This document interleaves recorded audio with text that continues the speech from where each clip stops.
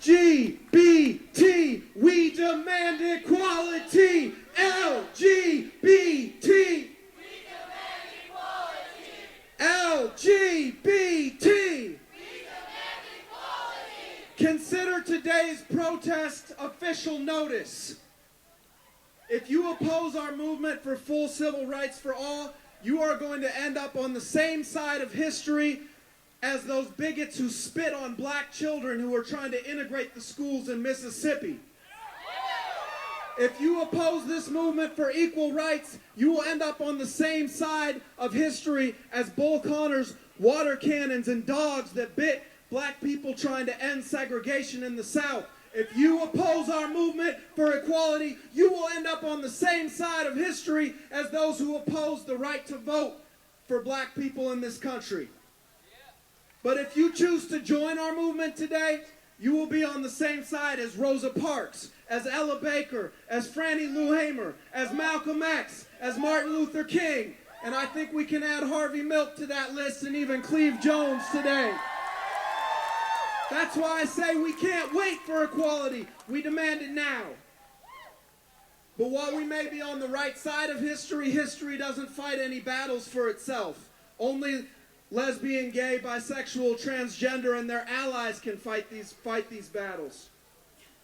And as one of those allies, I want to suggest today that we are not the first people to try to organize and fight for full civil rights for a group of people, and we should remember the lessons of the civil rights movement. So I just want to take a second to go through a couple of those lessons. Because every time a group of people try to organize and fight for their rights, they face two enemies. The first one is the open bigots who oppose their rights and stand for reaction. But the other set of enemies that we always face is the people that say, we're with you, we're your allies, but wait, slow down, don't go so fast. Just be patient, they tell us, and I say, we want equality now. The open bigots aren't worth talking about today, okay? We know who they are. But I want to call out our so-called friends who have been dragging their feet. Right? Speaker of the House recently said that getting rid of the Defense of Marriage Act, the federal anti-marriage equality law, just isn't a priority. Even Democratic Representative Barney Frank refused to sign the repeal of DOMA, saying that it isn't achievable in the near term. And he told us today, he had a message for us marching today. He said, I literally don't understand how this march will do anything. People are kidding themselves. I don't want people patting themselves on the back for doing something that's useless. Besides, Barack Obama doesn't need pressure. Obama, in his speech yesterday to HRC, said, you should pressure me. So he does need pressure, and he asked for it himself, right? And we're going to be there with that pressure.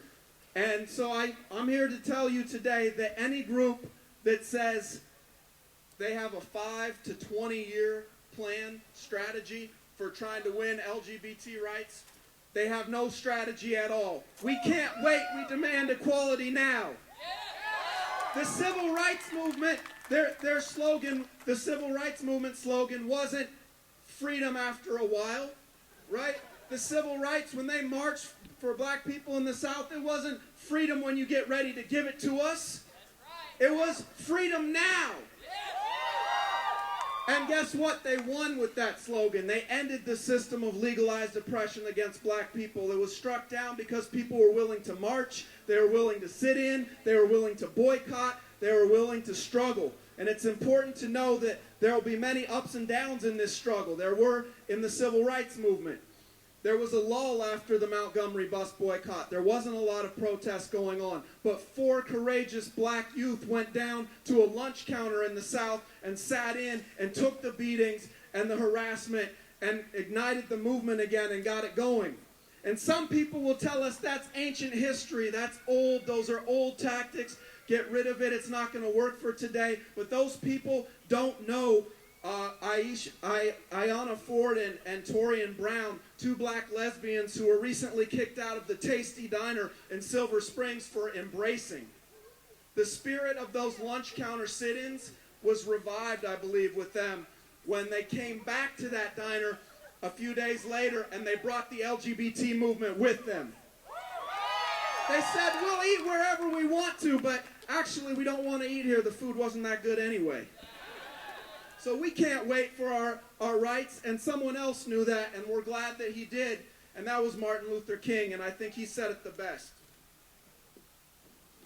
I want to read a quote from Martin Luther King. As he sat in a jail cell in 1963, he said, "We know through painful experience that freedom is never voluntarily given by the oppressor. It must be demanded by the oppressed. Frankly, I have yet to engage in a direct action campaign that was well-timed in the view of those who have not suffered unduly from the disease of segregation. For years now, I have heard the word wait. It rings in the ear of every Negro with piercing familiarity. This wait has almost always meant never. We must come to see with one of our distinguished jurists that justice too long delayed is justice denied."